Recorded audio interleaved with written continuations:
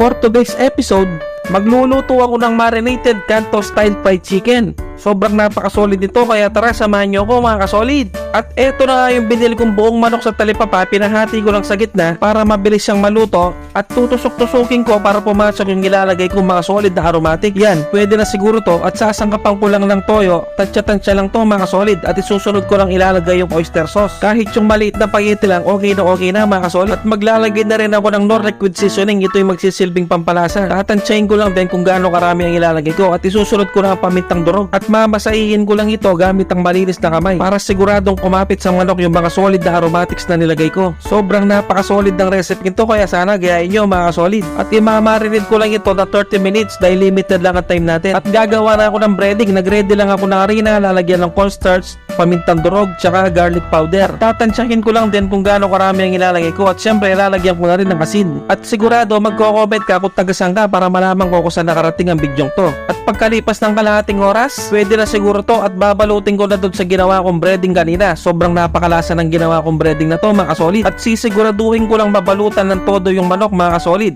At alam nyo ba kung ano ang sekreto para maging malutong ang manok? Exciting, di ba?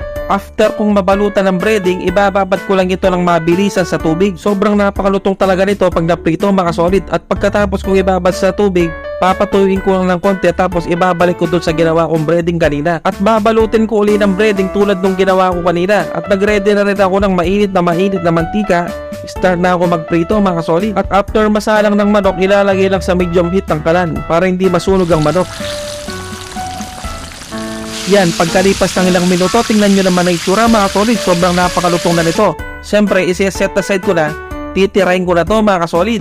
Papalamigin ko lang ng konti para hindi ako mapasok. Yun no. At eto na nga kinilutong marinated Canto style fried chicken. Grabe, sobrang napakasolid nito. Naglalaway na naman ako habang nagbo-voice over. Siyempre, first bite na tayo mga kasolid. Sobrang napakalambot to. Kain po tayo.